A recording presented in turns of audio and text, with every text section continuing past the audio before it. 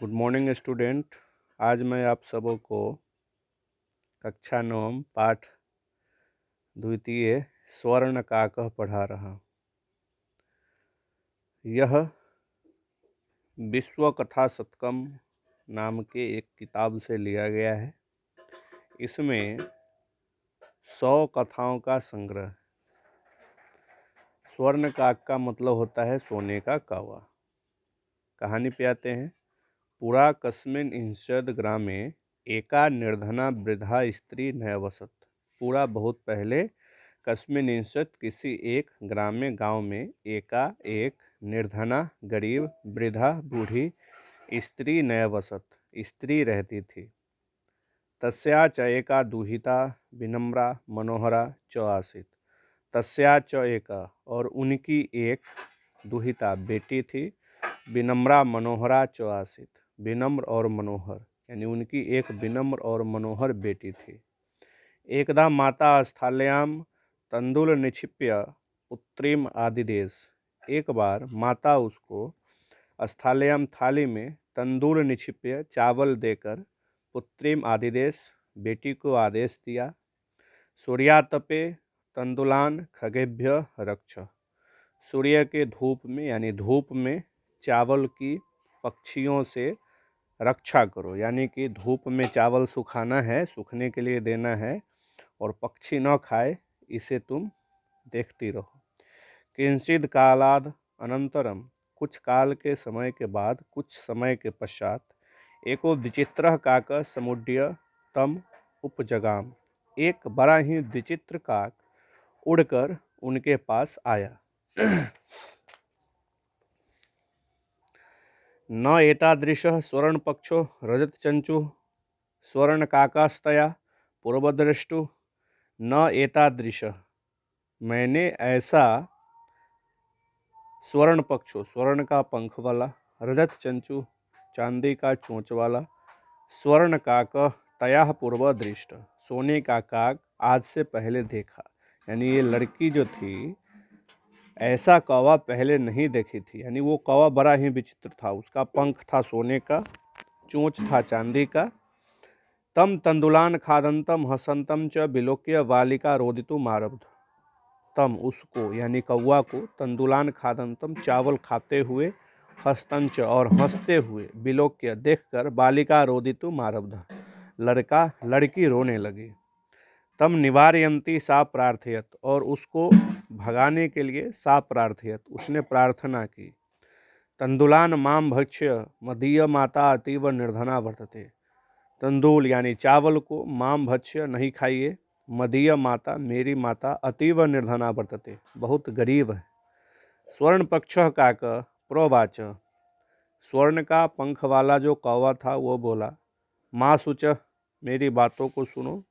सूर्योदयात प्राग सूर्योदय के पहले, ग्रामाद बही गांव के बाहर, पिप्पल वृक्ष मनु पिप्पल के पेड़ के पास, त्वया आगन्तव्यम तुम आओ, अहम तुभ्यम मैं तुमको तंदुल मूल्यम दास्यामि चावल का मूल्य दे दूंगा।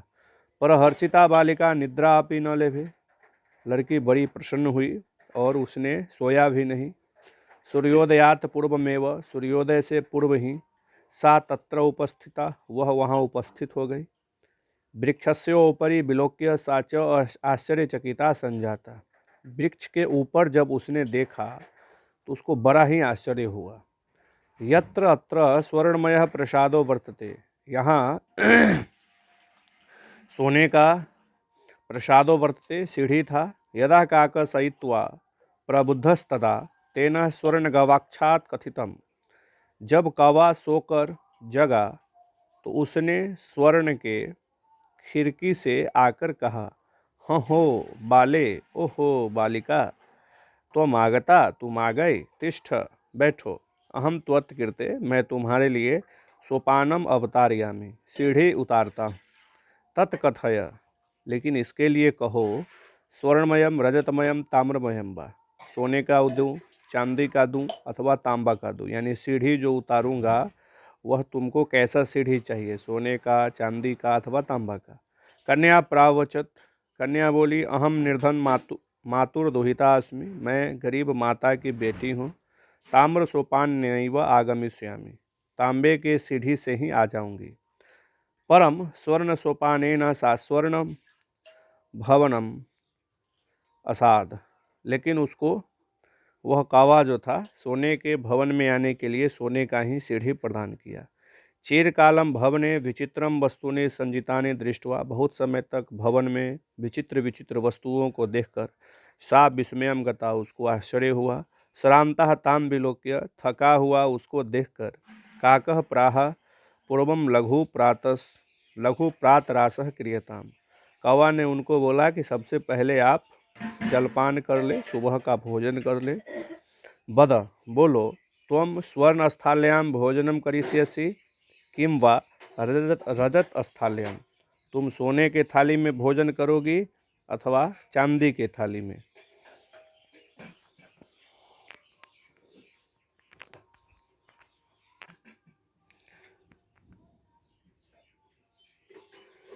तदा बालिका वैजहार ताम्र स्थालिम इवाहम निर्धना भोजनम करिष्यसि, बालिका ने वैसा ही जवाब दिया कि तांबे के थाली में ही मैं भोजन करूंगी क्योंकि मैं गरीब हूँ।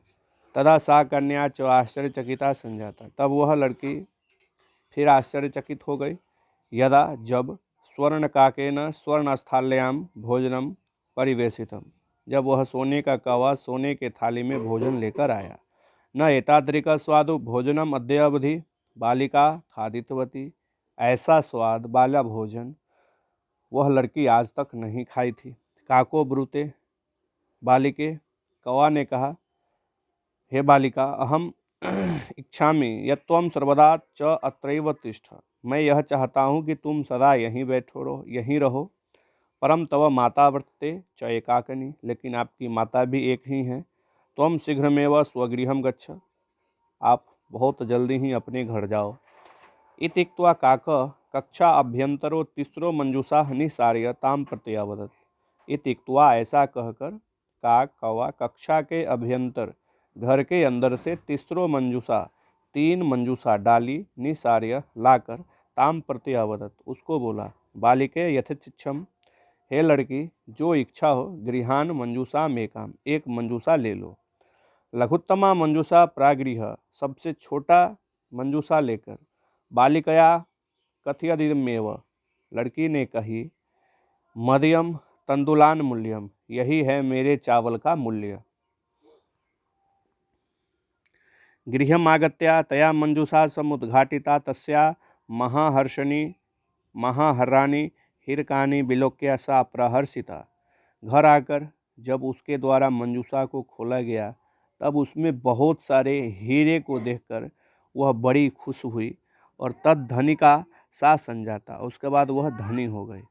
तस्मिन्नेव ग्रामे एका अपरा लुब्धा वृद्धा न अवसत, उसी गांव में एक दूसरी लोभी बूढ़ी रहती थी।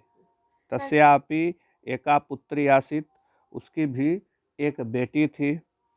ईर्ष्या सा तस्य स्वर्णकाकस्य रहस्यम अभिज्ञातवती, ईर्ष्या से वह उसके सोने के कौवा वाला रहस्य को पता कर ली। सूर्यातपे तंदुल निक्षिप्य, सूर्य के धूप में चावल को सुखाकर, तया अपि स्वसुता, उसने भी अपने बेटी को रक्षार्थम नियुक्त हुआ, चावल बचाने के रक्षा के लिए नियुक्त की। तथैव उसी समय स्वर्ण पक्ष काक, सोने के पंख वाला कौवा, तंदुलान भक्ष्यन तम अपि तत्रैव अकारयत, चावल को खाकर उसको भी बुलाया। प्रातस्तत्र गत्वा स काकम निवर्तयति, और सुबह के समय वह फिर वहीं पीपल के पेड़ के पास जाकर आवाज़ दी, भो नीचकाक, हे नीचकाक, अहम आगता, मैं आ गई, मह्यम तंदुल मूल्यम प्रयच्छ, मुझे चावल का मूल्य प्रदान करो। काको अब्रवीत, कौवा बोला, अहम त्वत्कृते सोपानम अवतारयामि, मैं तुम्हारे लिए सीढ़ी उतारता हूँ। तत्कथ्य स्वर्णमयम रजतमयम ताम्रमयम बा, अब कहो सोने चांदी अथवा तांबे की सीढ़ी उतारूँ। गर्वितया घमंड से बालिकया, घमंडी लड़की, प्रवक्तम बोली, स्वर्णमयेन सोपानेम अहम आगच्छामि, सोने के सीढ़ी से ही मैं आऊँगी। परम स्वर्णकाकः तत्कृते ताम्रमयं सोपान्येव प्रयच्छत्। लेकिन वह कौवा उसके लिए तांबे का सीढ़ी ही प्रदान किया। स्वर्णकाकस्ताम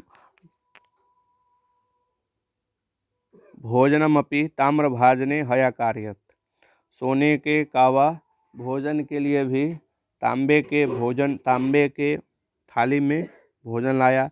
प्रतिनिवृत्ति काले काकेन कक्षाभ्यंतरे तिस्रो मंजूषा तत्पुरः समुत्पक्षिता।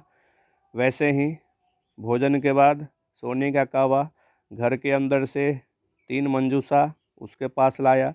लोभाविष्टा, लोभ से वह लड़की सा बृहत्तमा मंजूषा गृहीतवती, सबसे बड़ी डाली ले ली। गृहम आगत्य, घर आकर, ता हर्षिता, वह बड़ी प्रसन्न होकर, यावद मंजूषाम उद्घाटयति, जब मंजूषा को खोलती है, तावत तस्याम भीषणः कृष्ण सर्पो विलोकितः, तब अंदर से बहुत बड़ा विषैला सर्प निकलता है। लुब्धया बालिकाया लोभस्य फलम प्राप्तम, लोभी बालिका के लोभ का फल प्राप्त हुआ। तदंतरम सा लोभम प्रत्यजयत, और उसके बाद उसने लोभ को त्याग दिया।